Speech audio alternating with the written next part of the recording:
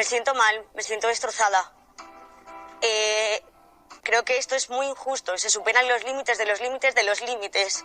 No soy la única persona que está sufriendo, hay otra persona más, que se llama David Flores. Es la realidad, es decir, yo conozco perfectamente a mi madre, mejor que nadie, y sé mejor que nadie lo que yo he vivido en casa de mi madre.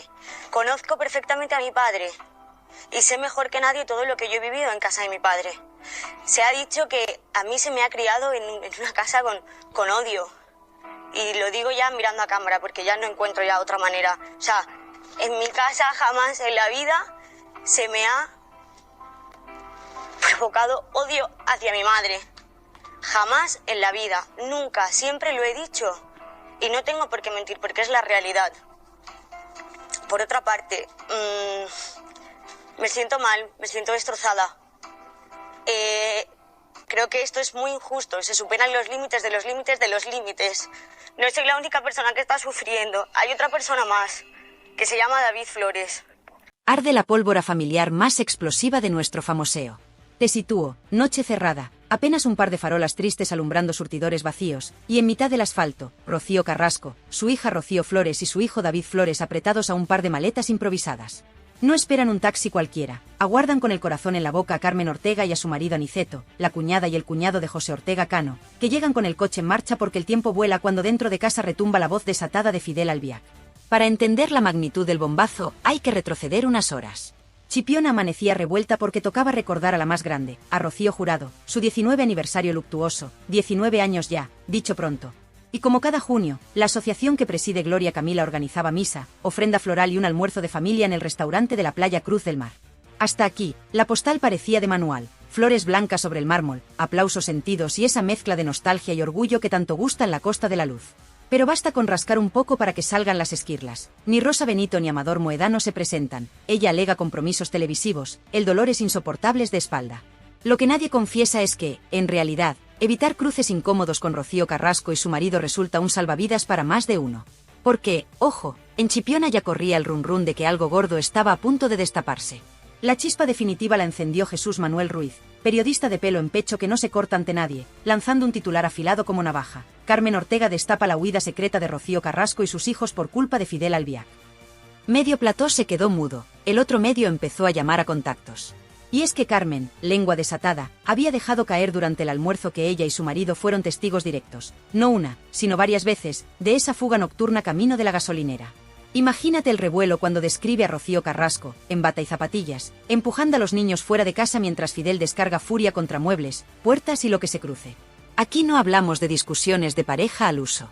Hablamos, según el testimonio que corre entre bastidores, de gritos que se escuchaban desde la calle y golpes capaces de partir un somier en dos. Hablamos de que la propia Rocío, hija de la más grande, perdía el norte hasta pedir socorro a la familia Ortega Cano con una sola frase por teléfono: «Venid ya, que esto se desmadra». Y allí iban Carmen y Aniceto, de madrugada, sin hacer preguntas, para encontrarla bajo los nians de la estación de servicio, con los niños metidos en el coche a toda prisa mientras Fidel quedaba atrás, rugiendo dentro de un chalet que, por fuera, se vende como refugio de famosos pero, por dentro, retumba como una olla a presión. El dato crucial que Carmen desliza, y que nadie ha conseguido desmontar, es que esa escena se repitió tantas veces que la gasolinera se convirtió en punto de encuentro oficial. Ni refugio improvisado ni casualidad, era lugar pactado para huir sin levantar sospechas dentro de la urbanización donde todo se vigila. ¿Por qué gasolinera y no la puerta del chalet? Muy sencillo, allí se podía esperar con la excusa de repostar. Nadie sospecha de un coche parado junto al surtidor, mientras dentro palpita el miedo. Para rematar, Rocío Carrasco no conduce, así que dependía de alguien que la recogiera. Y si José Ortega Cano estaba en Sevilla, con sus propios fantasmas, la tarea recaía en la cuñada y el cuñado, que han callado casi 2 décadas, hasta ahora. Por eso las palabras de Carmen Ortega no son el típico dardo mediático, son un cañonazo que cambia el relato de arriba abajo. Porque desmonta la imagen idílica que algunos programas han vendido de Fidel Albiac como caballero protector y coloca el foco en episodios de violencia doméstica que, de confirmarse, explicarían muchas cosas. Por ejemplo, explicarían por qué Rocío Flores, aquella mañana del famoso Mandarina Hate que acabó en los juzgados de menores, estalló contra su madre. No habría sido el fruto de un simple berrinche de adolescente, sino la culminación de años de miedo acumulado y silencios forzados. Graba esto en la memoria, Carmen y Aniceto cuentan que la primera persona que hablaba en cuanto Rocío y los niños entraban en su coche era la propia Rocío Flores, con la voz rota, pidiendo que no la obligaran a volver a pasar otra noche escuchando cómo su padrastro despedazaba televisores a puntapiés. Y mientras ella soltaba lágrimas, su hermano David, siempre más frágil, abrazaba el osito que llevaba consigo para calmar los nervios. Imágenes duras que ninguna campaña de blanqueo puede tapar. Pero aquí viene el giro que hace temblar platós. Carmen Ortega revela que, tras la muerte de Rocío Jurado y la caída de José Ortega Cano en aquel túnel de alcohol y cárcel, la única red de protección real para Rocío Carrasco y sus hijos fueron ellos, los cuñados. Y, aún así, tuvieron que callar por miedo a la artillería judicial de Fidel Albiac, maestro en sembrar demandas para enterrar cualquier testimonio incómodo. De hecho, cuando la niñera Irma Gómez se atrevió a denunciarlo por malos tratos y ganó la primera batalla, Fidel se rindió antes de llegar a apelación, justamente el día que la niñera anunció que llamaría a declarar a Rocío Flores. ¿Por qué el hombre que presume de abogado inflexible retira una querella en el último segundo? Porque, si la niña hablaba, saltaba todo por los aires. Y así llegamos al presente, con Chipiona encendida y medio país haciéndose la misma pregunta. ¿Qué más se esconde detrás de esas huidas nocturnas? ¿Cuánto hay de verdad en los rumores de golpes, insultos y muebles destrozados? Lo que ya es innegable es que la versión de Rocío Carrasco como víctima única cojea cuando aparecen testimonios que la muestran huyendo. Sí, pero huyendo para proteger a sus propios hijos de la ira descontrolada de su pareja. Y aquí nadie olvida la frase de la joven Rocío Flores en aquel plató de Ana Rosa: si yo hablo, se hunde España. Quédate con esta imagen grabada a fuego, la carretera vacía, el rugido lejano del mar de Chipiona y una madre que, en vez de refugiarse en la casa familiar de la calle Larga, espera de madrugada junto a un surtidor porque no confía en que Fidel la deje salir por la puerta principal. Ese es el telón que se alza sobre el relato que hoy comienza y que va mucho más allá de una simple pelea conyugal. Aquí hablamos de miedo, de silencios comprados y de una familia rota que, cada junio, se reúne para honrar a la más grande mientras, por debajo, late una verdad que todavía nadie se ha atrevido a contar entera. Y mientras los focos del mausoleo se apagan y las flores frescas empiezan a marchitarse, el rum rum crece. ¿Cuánto tiempo tardará Rocío Flores en romper el silencio? ¿Cuánto tardarán Carmen Ortega y Aniceto en poner nombres, fechas y golpes sobre la mesa? La pólvora está servida, y cada palabra que sale de Chipiona prende una mecha que, tarde o temprano, va a estallar en pleno prime time. No pierdas detalle porque, después de aquella huida que la familia ha intentado tapar durante años, la madeja sigue desenredándose sola. A la mañana siguiente de la famosa noche de la gasolinera, la urbanización Valdelagua amaneció llena de rumores. La portera de la garita, esa que lleva décadas viendo entrar y salir coches de lujo, juraba haber escuchado golpes secos hasta muy entrada la madrugada. No uno ni dos, varios, como martillazos contra los tabiques. Y lo que más le llamó la atención fue ver rodar, a eso de las 3, un televisor de plasma hecho añicos que cruzaba literalmente la puerta principal antes de estrellarse contra el murete del seto. Nadie lo recogió. Nadie preguntó. Porque ahí dentro todo el mundo sabe que el silencio compra seguridad, y enfrentarse a Fidel Albiac es exponerse a un aluvión de demandas capaz de arruinar a cualquiera. En ese ambiente de tensión permanente vivía Irma Gómez, la niñera que entró en la casa siendo poco más que una chiquilla y se marchó, 2 décadas después, convertida en el único testigo al que Fidel no pudo hundir pese a su maquinaria judicial. Irma, que ha rehecho su vida lejos de los platós, llegó a confesar en privado, y esa confesión corre ahora como pólvora de grupo en grupo, que su mayor miedo cada noche era el sonido de las llaves chocando contra la puerta, no las de Rocío Carrasco, que entraba agotada de grabaciones, sino las de Fidel, que volvía con el gesto torcido y la paciencia bajo mínimos. Según la versión que nunca pudo relatar en televisión, a él le bastaba ver un cojín fuera de lugar para desatar la tormenta. Y cuando la tormenta estallaba, lo primero que hacía Rocío Carrasco era agarrar a los niños por la muñeca y buscar refugio en la habitación de invitados, la única con cerrojo por dentro. Imagina esa escena, la madre apretando el pomo con una mano, tapando la boca de David con la otra para que no llorara y alertara a Fidel, mientras Rocío Flores, ya con 14 años, temblaba pero sostenía la mirada a su padrastro a través del hueco de la puerta. Esa mirada, contaba Irma, fue el germen de la batalla legal que vendría después. Porque Rocío Flores no era una niña que se amedrentara fácilmente. Cada golpe que escuchaba reforzaba su convencimiento de que aquello no podía normalizarse. Y cuando, tiempo después, verbos como violencia vicaria empezaron a colarse en los debates de sobremesa, ella ya había aprendido a base de gritos que las etiquetas mediáticas sirven de poco cuando la casa se convierte en campo de batalla. Pero abramos otro cajón aún más incómodo, el de la herencia de Rocío Jurado. Ese dinero que tantos comentaristas defienden como intocable, resulta que fue clave para financiar un flujo constante de televisores nuevos, puertas repintadas y muebles sustituidos. Según un proveedor de interiores que trabaja con varias mansiones de la zona, y que prefiere mantenerse en el anonimato para no morir a demandas, la casa de Rocío Carrasco llegó a encargar, en un solo año, 3 juegos de somieres idénticos. No había reforma, no había termitas, explica con sorna, solo mucha urgencia por reponer tablillas rotas a patadas. Y cada factura salía a nombre de Rocío, nunca de Fidel. Eso sí, el reparto de culpa se invertía frente a la prensa. Ella la víctima pública, él el esposo solidario, y los golpes nunca existieron porque ningún programa se atrevía a mencionarlos y la palabra presunto pegada al titular como si fuera un chaleco antibalas. Volvamos a Chipiona, donde Carmen Ortega soltó la bomba que hoy nos tiene pegados a la pantalla. Lo hizo con un vaso de fino en la mano y una media sonrisa que decía sé mucho, pero cuento poco. Quizá fue la frustración de ver a Rocío Carrasco ausente, o tal vez el hartazgo de callar tanto tiempo. Lo cierto es que soltó la frase que ya se ha convertido en meme entre quienes siguen este culebrón. Si Aniceto y yo habláramos, se caía el decorado entero. No exageraba. Porque Aniceto conserva, en el cajón de una cómoda vieja, los partes de asistencia psicológica que tuvo que pedir para sus propios hijos después de una madrugada de gritos llegada a sus oídos por el altavoz del Manos Libres. Era Rocío Carrasco suplicando que alguien les cobijara. Ese documento, sellado por un gabinete privado de Sevilla, recoge textualmente el ataque de nervios de la menor que acompañaba a Carmen en el coche aquella noche. Temor generalizado a que, el señor de la casa, venga a buscarme y me haga daño. Atemorizada, con 10 años y sin relación directa con Fidel, pero consciente de la fama que al hombre le precedía. La historia no termina en esa huida. Tras la disolución del escándalo inicial, Fidel activó su defensa habitual: sembrar dudas sobre las fuentes, acusar de conspiraciones familiares y colgar la etiqueta de mercenarios de Telecinco a quien osara levantar la voz. Nada nuevo. Lo nuevo llega cuando descubrimos que, a la chita callando, varios exempleados de mantenimiento, fontaneros, pintores, electricistas, han comenzado a cruzar llamadas porque sabían que compartían anécdotas parecidas: muebles destrozados, cristales en la piscina, órdenes de no abrir la boca bajo amenaza de no cobrar la factura. ¿Quién hacía los encargos? Nunca Rocío. Siempre Fidel, o su hombre de confianza, un abogado de despacho pequeño al que los proveedores ya conocen por el mote de póliza, porque antes de firmar la orden de reparación te planta un contrato de confidencialidad más largo que una novela. Y, sin embargo, esa red de miedo empieza a resquebrajarse. La chispa ha sido el testimonio de Irma, que, lejos de buscar platós, ha declarado en privado su intención de apoyar cualquier causa que permita, de una vez por todas, que Rocío Flores relate la verdad completa. Porque, y aquí viene la parte que nos acelera el pulso, existe una nota interna de la Fiscalía de Menores de aquel entonces en la que se menciona, de pasada, la conveniencia de escuchar a la menor RFM sobre episodios de violencia intrafamiliar que ella insinúa haber presenciado.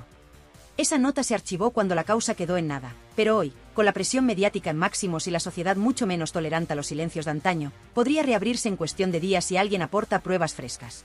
Y pruebas hay: los partes de urgencias que nunca se hicieron públicos, las fotos borrosas del ojo morado que Maciel juró haber visto y, sobre todo, las grabaciones de seguridad de la gasolinera, que archivó la empresa propietaria porque nadie se las reclamó en su momento. En este punto es inevitable preguntarse cómo reaccionará Rocío Carrasco cuando la evidencia se acumule sobre la mesa y ya no baste con señalar a Antonio David como el gran manipulador. Porque el gran pecado de esta historia no es haber tenido una pareja violenta, eso le puede pasar a cualquiera, sino haber permitido, con tal de defender a ese hombre, que la versión oficial convirtiese a la niña que lo vivió todo en la gran villana del cuento. Y esa herida, a base de años de silencio, se ha gangrenado. Rocío Flores dio un paso atrás, y, aún así, fue aplastada en platós por tertulianos que nunca pisaron Valdelagua y jamás escucharon retumbar un somier a las 3 de la madrugada. Atención, porque lo que viene es aún más delicado. Hay un policía en excedencia, vecino de la urbanización, que ha empezado a filtrar datos de las llamadas de emergencia registradas en el área durante aquellos años. No puede enseñar el informe completo, pero adelanta que hay patrones de altercados nocturnos coincidentes con el número exacto de veces que Carmen y Aniceto dicen haber intervenido. Esa pieza, si termina en un juzgado, puede dinamitar la imagen pública de Fidel de una forma que ni él ni su legión de abogados serán capaces de contener con papeles. ¿Responderá con nuevas demandas? Probablemente. ¿Callará Rocío Flores para siempre? Improbable. La balanza por fin se inclina a su favor, y la oportunidad de limpiar su nombre pesa más que el miedo. Si el caso se reabre, veremos desfilar a más de uno por los pasillos de los juzgados de Alcobendas, y esta vez las cámaras no podrán esconderse detrás del rótulo presunto. Porque la verdad, cuando lleva años encerrada, sale descontrolada, y el escándalo que empezó en una gasolinera desierta amenaza con estallar ahora delante de toda España. ¿Te das cuenta del silencio que se extiende cada vez que alguien pronuncia Valdelagua en un plató de televisión? Ese nombre, que suena a urbanización pulida y feliz, se ha convertido, sin que nadie lo admita en público, en sinónimo de miedo y secretos mal enterrados. Mientras las cámaras enfocan su fachada impecable, por dentro se cuece una guerra fría que ya ha puesto en pie de alerta a medio Madrid. A estas alturas se rumorea que una docena de periodistas del corazón han empezado a recibir llamadas anónimas con advertencias veladas. Deja el tema o te vas a arrepentir. ¿Quién está detrás? Todo apunta a la misma mano: Fidel Albiac. Pero empecemos por el principio de esta nueva tormenta. El lunes, primera hora, la productora más famosa de los pasillos de Telecinco recibe un sobre marrón sin remitente. Dentro, una memoria USB y una nota escrita a mano. Imágenes de la gasolinera, madrugada del 15 de marzo de 2004. No miréis para otro lado. Esa fecha coincide, palabra por palabra, con una de las noches que Carmen y Aniceto señalan como fuga familiar. Los responsables del programa abren el archivo con 1000 precauciones. Se ve a una mujer en bata, el pelo recogido a toda prisa, empujando a 2 criaturas de aspecto desorientado hacia la parte trasera de un turismo. El vídeo es borroso, grabado desde la cámara de seguridad. Aún así, la figura encaja con Rocío Carrasco, y no hay margen de duda sobre la presencia de menores. Mes y modelo del coche cuadran con el que conducía entonces Aniceto. El metraje dura menos de 3 minutos, pero basta para que el director de contenido se lleve las manos a la cabeza. Emitirlo sin difuminar a los niños sería un delito, pero ocultarlo haría saltar por los aires la credibilidad de todos los que han sostenido, durante años, que aquello fue una simple bronca doméstica. En paralelo, la familia Moedano mueve ficha. Amador, que siempre camina entre la lealtad y el desahogo público, se graba un vídeo casero de casi 10 minutos. No lo cuelga en ninguna red social, se lo envía, directo, a un par de redactores de confianza. Entre titubeos y tragos de agua, confirma que la tía Carmen no exagera un ápice. Relata, por primera vez, el día que Rocío Jurado le llamó llorando porque Fidel había vuelto a perder los estribos y los niños estaban aterrados. Cuenta también cómo la más grande, ya enferma, se preguntaba en voz alta si aquella relación no acabaría arrastrando a su hija a un pozo sin fondo. Ese testimonio, guardado hasta hoy en un cajón, destroza la imagen de armonía familiar que algunos tertulianos pretendían defender a capa y espada. Y aquí entra el elemento que nadie esperaba. Gloria Camila da un paso al frente y decide romper la tregua que mantenía con su hermana. Lo hace en un directo improvisado, sin maquillaje, con la voz temblorosa. Afirma que, siendo casi adolescente, acompañó a su padre a recoger a Rocío Carrasco a las puertas de aquella misma gasolinera. Describe las maletas abiertas en medio del suelo y los juguetes desperdigados, como si hubieran huido con lo puesto. Y confiesa algo que eriza la piel, que Fidel salió tras ellos, a paso rápido, pero frenó en seco cuando vio a José Ortega Cano bajar del coche con semblante firme. Esa escena marca, según Gloria, el punto de no retorno. Porque, dice ella, si mi padre no hubiera estado allí, no sé cómo habría terminado todo aquello. Las declaraciones llegan como un misil a la oficina del abogado que lleva años blindando la reputación de Fidel. El letrado convoca de inmediato una reunión de crisis en un despacho del centro de Madrid. Asiste la plana mayor de su equipo, civil, penal y comunicación. Sobre la mesa, una orden expresa: frenar esta sangría de testimonios antes de que un fiscal vuelva a revisar el archivo. Ni siquiera pretenden demostrar inocencia, porque el daño moral ya está hecho. Buscan únicamente que los nuevos vídeos y testimonios no vean la luz. Para ello preparan la estrategia clásica: inundar los juzgados con solicitudes de medidas cautelares, alegar derecho al honor y presunta manipulación de las imágenes. Una guerra de papeles que ya les ha funcionado otros años, pero que esta vez se enfrenta a un enemigo distinto. La sociedad ha cambiado. Mientras tanto, Rocío Flores observa el vendaval desde Málaga, donde graba una campaña publicitaria. El móvil no deja de vibrar con mensajes de productores prometiéndole oro y cámara para sentarse a contar su versión. La joven, que lleva años guardando silencio por consejo legal, se encuentra ahora en una encrucijada. Hablar significaría señalar a su madre como víctima indirecta de los arrebatos de Fidel, pero también significaría cerrar de una vez la herida que la ha convertido en diana constante de insultos. Su entorno asegura que sopesa declarar ante un notario, sin cámaras, para blindar su testimonio antes de que alguien lo tergiverse. Sería la jugada maestra: dejar constancia oficial y luego, si llega a juicio, respaldar a los testigos adultos sin exponerse al circo mediático. Mientras la familia se divide entre quienes callan por temor y quienes ya no quieren callar, Televisión Española guarda un silencio que huele a prudencia calculada. No hay que olvidar que la cadena pública invirtió una fortuna en aquel documental donde Rocío narraba su verdad sin fisuras. Admitir ahora que existen piezas ocultas dejaría a más de un directivo con la carrera descarrilada. Fuentes internas confirman que se han intensificado las reuniones de contenido para decidir si, llegado el punto, la corporación admite su ceguera o redobla la apuesta y se mantiene en el relato original. En la balanza pesan millones de euros en derechos internacionales y la credibilidad de un formato que aspiraba a reescribir la historia de la violencia de género en España. En las redes, la conversación sube de temperatura. Hashtags como Gasolinera de la Verdad y Rocío Flores habla ya se convierten en tendencia en cuestión de horas. Twitter arde con capturas de las viejas entrevistas de Carlota Corredera defendiendo a Fidel como marido ejemplar. La presentadora, que preparaba su regreso a la televisión, ve cómo su reputación se desploma a otro peldaño. Sus antiguos compañeros de plató, lejos de tenderle la mano, tuitean emojis de palomitas y frases ambiguas. Todos olían a tormenta, pero pocos se atrevieron a decirlo en directo. Y en medio del ruido surge una pregunta que retumba como un trueno: ¿dónde está Rocío Carrasco? Hace días que no se pronuncia, ni para desmentir ni para confirmar. Dicen que ha apagado el móvil y que pasa las horas en el estudio musical donde ensaya Anabel Dueñas, su amiga del alma. Pero ni la música es capaz de tapar el eco de las antiguas discusiones que ahora resuena en cada tertulia. Alguien cercano a la cantante asegura que Rocío llora a solas, rota entre la lealtad a su pareja y el miedo visceral a que los recuerdos vuelvan a golpearla como una andanada. Porque, a estas alturas, reconocer que esas noches en la gasolinera fueron reales supondría desmontar el relato que la ha protegido judicial y mediáticamente durante más de 2 décadas. Lo cierto es que la pelota está en el tejado de los fiscales. Con los nuevos indicios, basta un pequeño empujón para reabrir diligencias previas. Y si eso ocurre, la cadena de silencio que Fidel ha tejido saltará por los aros de hierro de la justicia. En los pasillos de los juzgados de Alcobendas ya se comenta que sería la primera vez que la hija de la más grande se sienta en calidad de testigo en lugar de narradora protagonista. Un giro dramático que pondría fin a los guiones prefabricados y arrancaría la verdad con luz, taquígrafos y, sobre todo, declaraciones bajo juramento. Mientras los vecinos se asoman entre cortinas con la ansiedad de quien teme que salga a la luz aquello que lleva años guardando tras muros de piedra y apariencias de revista.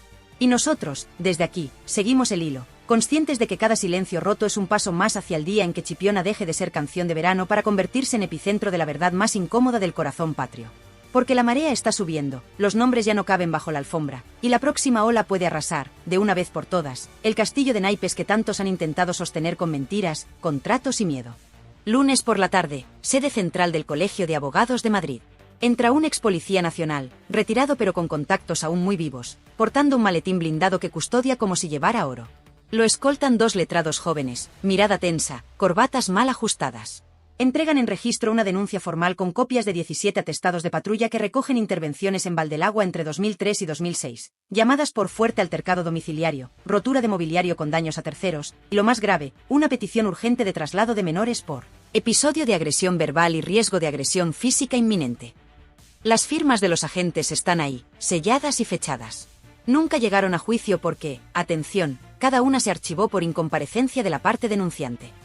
Traducción sencilla, alguien con influencia hizo las maletas legales antes de que el caso pasara a manos de un juez. Ese ex policía rompe ahora su silencio. Dice que ya no le asusta la sombra de las demandas porque está harto de ver cómo se enjuicia a la víctima equivocada. Y afirma alto y claro que, en más de un servicio, los críos, Rocío Flores y David Flores, salieron en brazos de los agentes, pálidos como la cera, mientras Rocío Carrasco buscaba llaves y abrigo temblando. El uniformado asegura que, una vez en la calle, Fidel no pidió explicaciones ni se preocupó por los menores, solo repetía que todo era un asunto íntimo y que él llamaría a su abogado. Señoras y señores, esto ya no es rumor, son documentos firmados con número de expediente, listos para entrar por registro en la fiscalía si alguien se atreve a impulsarlos. Y aquí llega la reacción en cadena. A las pocas horas de hacerse público que existen esos atestados, un portavoz oficioso de Televisión Española convoca a la prensa de pasillo. Pocas veces se ha visto tanto nerviosismo en Torre España. Confiesan que, si la justicia reabre diligencias y confirma episodios de violencia no contados, el documental que emitieron se convertirá en un ejemplo de falta de contraste informativo digno de manual. Eso, traducido a euros, es indemnización por publicidad engañosa a anunciantes y fuga inmediata de patrocinadores internacionales. Un colapso reputacional que ningún directivo quiere en su hoja de servicios. Se plantean, incluso, retirar temporalmente el formato de la plataforma bajo el argumento de revisión editorial por nuevos datos. Algo inaudito. Mientras tanto, Telecinco olfatea sangre. El viejo animal carroñero de Fuencarral ve la oportunidad de oro para recuperar terreno perdido y convoca a última hora a sus figuras históricas. El plató se llena de viejos guerreros, los que se fueron peleados, los que juraron nunca volver, y los que se marcharon a la pública para abrazar la causa de Rocío Carrasco. Hay llamadas cruzadas, contratos relámpago y, sobre todo, promesas de libertad absoluta para despellejar un relato que, de confirmarse los atestados, se viene abajo como castillo de arena. Los focos apuntan a Carlota Corredera, que guarda silencio, pero fuentes internas cuentan que su equipo legal estudia el término negligencia profesional como salvavidas y la marea arrastra su nombre. La otra cara de la moneda es la reacción de los colectivos feministas que en su día se aferraron a la serie documental como bandera de lucha. Varias asociaciones emiten un comunicado urgente diciendo que defender a las víctimas de violencia machista no implica poner vendas ideológicas cuando aparecen nuevas pruebas. Traducido, no van a quemarse por alguien que pudo maquillar parte de la verdad. El discurso se quiebra y el debate se polariza más que nunca. De un lado, los que siguen viendo a Rocío Carrasco como símbolo. Del otro, los que defienden que cada testimonio oculto la convierte en cómplice silente de su propia historia. En este terremoto, surge un personaje clave que hasta ahora se mantenía en discreto segundo plano, la abogada que asesoró a Rocío Flores cuando estalló la guerra civil familiar. Esta letrada, curtida en pleitos de alto voltaje, filtra un digital que guarda en un disco encriptado la cronología exacta de episodios violentos referidos por la menor en su día y nunca admitidos como prueba. ¿Por qué no se usaron? Porque, asegura, la presión mediática ya había etiquetado a Rocío Flores como agresora de su madre. Esa carpeta, señoras y señores, podría ser la llave que gire la cerradura de la hemeroteca judicial. Avancemos a las redes sociales, el termómetro que hoy lo mide todo. Hashtags como almohadilla Fidel se acabó y almohadilla Rocío Flores cuenta ya baten récord de menciones. TikTok se llena de análisis de voz donde expertos en criminología desmenuzan el tono y las microexpresiones de Fidel durante sus escasas apariciones públicas. Conclusión viral, rasgos de personalidad controladora y pasivo-agresiva. ¿Científico? Quizá no. ¿Influyente? Bastante, porque la opinión pública ya huele a sentencia antes de que hable un juez. Y ojo al dato que revienta los grupos de WhatsApp. Alguien filtra un audio en el que se escucha, presuntamente, a Fidel llamando inútil a Rocío Carrasco y amenazando con sacar a la calle los trapos sucios de la familia si ella insiste en marcharse con los niños. La calidad es mala, pero un perito fonográfico contratado por un medio digital afirma que la voz concuerda al 95%. Si se corrobora la autenticidad, es munición directa contra la imagen de marido pacífico que su equipo legal defiende a capa y espada. En medio de este fuego cruzado, llega la reacción desde Chipiona, epicentro sentimental de la saga Jurado. El ayuntamiento, temeroso de que la polémica empañe los actos anuales en honor a la más grande, convoca reunión urgente con la familia Moedano. Sobre la mesa, la posibilidad de aplazar la próxima misa conmemorativa y la tradicional ofrenda floral. No quieren que el cementerio se convierta en plató improvisado de reporteros que cazarán cada lágrima o gesto de los asistentes. La tensión entre turismo y respeto a la historia local alcanza cotas máximas. El pueblo se divide entre los que quieren paz y los que creen que la verdad de Rocío Jurado exige destapar todo, caiga quien caiga. Y mientras políticos, abogados y televisiones hacen cábalas, la vida cotidiana de Rocío Flores da un giro sospechoso. Un periodista la fotografía saliendo de una clínica de psicólogos en Málaga. No es la primera vez, pero hoy la estampa vale su peso en clics. La joven, visiblemente cansada, evita preguntas, pero quienes la vieron dentro hablan de una sesión maratoniana que superó las 3 horas. Fuentes médicas no confirman ni desmienten, aunque señalan que un testimonio traumático de infancia necesita preparación terapéutica antes de ser declarado ante un juez. La señal es clara, se acerca el momento de hablar. En el bando contrario, Fidel se blinda en su casa y refuerza seguridad. Ha contratado a un antiguo escolta de discoteca y ha instalado cámaras extra que apuntan a la valla perimetral. El vecindario comenta que han visto a su abogado entrando y saliendo deshoras, y, lo más llamativo, que las luces del despacho de la planta baja permanecen encendidas toda la noche. Ya nadie duda de que preparan la defensa contrarreloj, localizar fallos procesales, impugnar cada atestado policial por caducidad o falta de sellado adecuado, si todo falla, desacreditar moralmente a cada testigo acusándolo de ávido de platós y dinero fácil. Estrategia de manual, sí, pero la marea esta vez arrastra más arena de la que su dique puede contener. La pregunta que flota en cada redacción es simple: ¿habrá querella masiva de la familia Ortega Moedano contra Fidel? Los abogados consultados dicen que, si se verifica la violencia frente a menores, bastaría el testimonio de Carmen Ortega unido a los atestados para exigir responsabilidad penal y civil. Y aquí entra otra pieza crucial. El seguro del hogar de Valdelagua incluye cláusulas que eximen a la compañía si la vivienda se usó como entorno de actividades ilícitas continuadas. Si se declara mal uso, la aseguradora podría reclamar a Rocío Carrasco y a Fidel los más de 200.000 euros que pagó durante años en reparaciones de urgencia. Es decir, un boomerang económico de proporciones bíblicas. Hoy, por fin, alguien va a hablar. No hablamos de un testigo secundario ni de un tertuliano de medio pelo. Hablamos de Rocío Flores, esa muchacha convertida en mujer a golpe de titulares que carga sobre los hombros la etiqueta de hija rebelde que, sin embargo, fue la niña que escuchó cada crujido de pared, cada televisor estallando contra el suelo, cada insulto escupido en la cocina. Lleva meses preparándose, repasando memoria con psicólogos, respirando hondo cada vez que ve su nombre trending y conteniéndose cuando le ofrecen exclusivas millonarias. Y hoy, según fuentes directas del juzgado de Alcalá, plasma por escrito lo que el país entero sospecha pero nadie se ha atrevido a jurar bajo pena de falso testimonio. Mientras se acerca la hora, el vecindario de Valdelagua sufre algo parecido a un eclipse moral. Quien ayer defendía la discreción, ahora se asoma por la rendija y levanta el pulgar en señal de ya era hora. Los repartidores de prensa reparten gratis un suplemento especial con la cronología completa. En la portada, un título en mayúsculas que retumba: La noche de la gasolinera ya tiene voz. Hay colas para comprar café en el minisúper de la urbanización y todas las lenguas coinciden en lo mismo. Los muros de piedra y los setos recortados ya no sirven de parapeto cuando la verdad entra por antena de televisión y se cuela hasta el último salón. Pero vayamos al corazón del terremoto. La comparecencia de Rocío Flores no será a puerta cerrada. El juez, consciente de la repercusión, ha permitido que un puñado de periodistas acreditados sigan el relato desde una sala contigua. No habrá cámaras, pero sí grabadores oficiales. Se transcribirá cada palabra, y esa transcripción será pública en cuanto acabe la sesión. Fidel Albiac, que hasta ayer todavía confiaba en conseguir medidas cautelares, llega con rostro de piedra y mirada fija en el suelo. Rocío Carrasco no acude, su abogado alega cuadro de ansiedad aguda. El asiento vacío de la madre, flanqueado por la prensa, duele más que 1000 portadas, porque certifica que el último puente afectivo se ha quemado mientras ardía el viejo relato televisivo. La declaración empieza y lo primero que hace Rocío es situar la escena que nos ha tenido en vilo. Yo salí de casa porque había miedo, miedo real. Lo dice despacio, sin florituras, con la voz firme de quien ha repetido la frase 1000 veces al espejo. Cuenta que la madrugada del 15 de marzo, la misma del vídeo de la gasolinera, no fue la más violenta, pero sí la primera en la que sintió que su padrastro podía pasar de los muebles a las personas. Describe un portazo que retumbó como una escopeta, describe cómo su madre le temblaba el pulso al marcar el número de la tía Carmen, describe el olor a gasolina mientras esperaban bajo las luces blancas del surtidor. Y cuando el juez le pregunta si aquellas huidas fueron esporádicas o una rutina, ella responde con la claridad de un parte meteorológico. Señoría, si llovía una vez a la semana, nosotros salíamos una vez a la semana.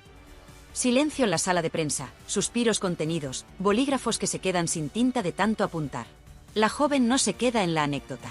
Narra, una a una, las visitas de los agentes que hoy aparecen documentadas en los atestados. Recuerdo los botones dorados del uniforme, recuerdo la luz de la linterna en mi cara, recuerdo a mi hermano tapándose los oídos. Detalle tras detalle, coloca ladrillos en un muro que ni la mejor campaña de lavado de imagen puede derribar. El juez le ofrece agua cada 10 minutos. Ella niega, quiere terminar de una vez, cerrar 20 años de lumpia mental. Y lo logra con una frase que atraviesa como aguijón. No vengo a hacer daño, vengo a parar un daño que no cesa mientras se siga llamando mentirosa a la niña que fui. En la calle, las reacciones se suceden. Los periodistas salen corriendo a los móviles y susurran titulares explosivos a las redacciones. Las tertulias improvisan especiales de última hora. Telecinco coloca rótulo rojo y avanza declaración demoledora. Rocío Flores confirma episodios violentos frente a menores. En la pública, silencio de plomo, apenas un breve en el telediario del mediodía. La palabra revisión editorial planea sobre los pasillos como buitre paciente.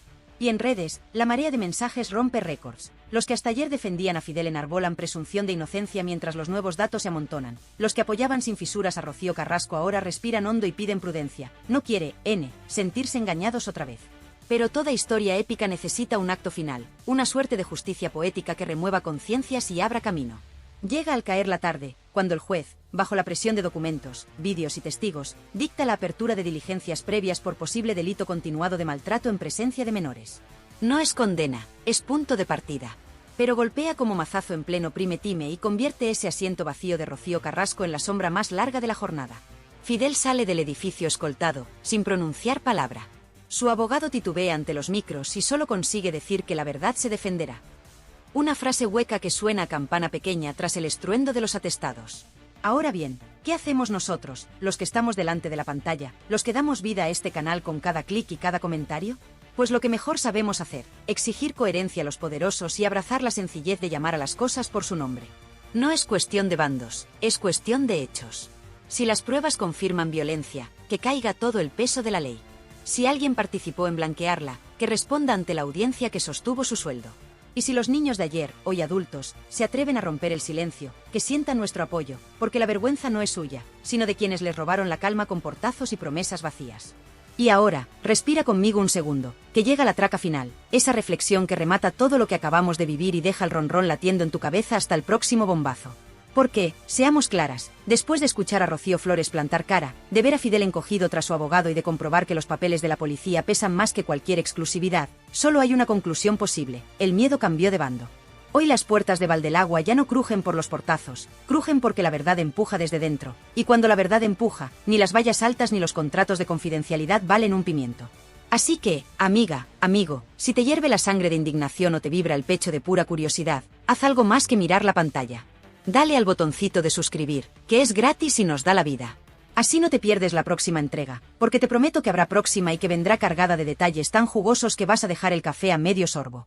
Y ya que estás, suelta ese like bien fuerte, que no cuesta nada y empuja este vídeo arriba del todo para que la historia llegue a quien tenga que llegar.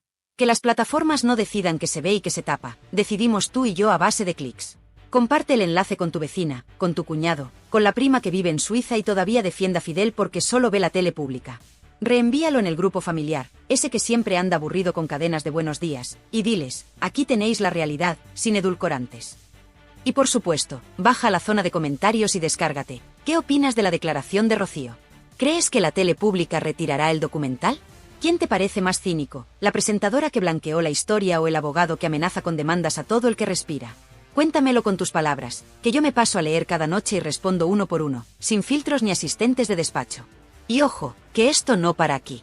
Si quieres que no te pille el toro, activa la campanita, porque a la mínima que salte una filtración, un auto judicial o una foto nueva de la famosa gasolinera, aquí estaré como un resorte, encendiendo el micrófono para que seas la primera en saberlo. Porque este canal no vive de cámaras lentas ni de discursos vacíos, vive de la adrenalina del directo, de la cercanía y de la comunidad increíble que formamos juntos. Tú tiras del hilo, yo investigo, y entre todos desnudamos al rey, a la reina y a todo el cortejo de alabarderos que llevan décadas jugando con nuestra paciencia. Ahora, permíteme un puntito de humor, que tanta tensión deja el cuerpo agarrotado. Mandamos un cariñoso saludo a los abogados de guardia que ya estarán preparando el folio en blanco para la próxima amenaza formal. Venga, hombres de toga, afilen bien la pluma, que yo ya tengo las tintas recargadas y el respaldo de una audiencia que no se calla. Y, por si acaso, recordamos al señor Fidel que los somieres se compran una vez al año, no cada luna llena, y que un televisor no es balón de fútbol, por mucho que le guste practicar puntería. ¿Te quedas con ganas de más? Normal, porque lo de hoy es solo la antesala. En la próxima entrega tiraremos de un hilo que muchos creían enterrado, los mensajes de voz que circulan desde hace años entre antiguos empleados de servicio y que pintan un retrato todavía más negro del palacete. ¿Se perderán en el cajón del olvido o veremos al fin la luz de las grabaciones? Yo ya tengo los cascos puestos y el reproductor preparado. Y, atención, que la cosa no acaba en Valdelagua. Chipiona guarda nuevos testimonios de vecinos que asistieron a huidas relámpago por carreteras secundarias, y vamos a poner nombres, fechas y matrículas. Con documentos, no con habladurías. En resumen, hoy hemos visto a un gigante de barro agrietarse, y la primera grieta la provocaste tú, que apoyas este canal con tu fidelidad, con tu comentario, con ese like que parece pequeño pero retumba como trueno cuando miles lo hacen a la vez. Así que no aflojes, que el final de la historia lo escribimos juntos. Suscríbete ya, comparte y comenta. Porque la próxima exclusiva puede estallar cuando menos te lo esperes, y solo los que están al loro se llevan el pastel calentito. Y ahora sí, llegamos a la despedida épica, esa que se merece una ovación de balcón. Recuerda hidratarte, vigila tus somieres si tu pareja se altera y, sobre todo, no dejes que nadie silencie tu voz. Yo soy tu altavoz, tú eres mi energía, y juntos somos la pesadilla de los que venden humo. Nos vemos muy pronto, quizá antes de que Fidel cambie otra cerradura. Hasta entonces, portaos bien, o, mejor aún, portaos mal pero contadlo, que aquí lo convertimos en oro puro. Un abrazo gigante, besos de surtidor y campanitas al aire. ¡Chao! ¡Chao! Me siento mal, me siento destrozada.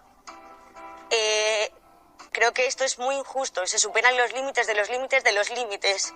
No soy la única persona que está sufriendo, hay otra persona más, que se llama David Flores.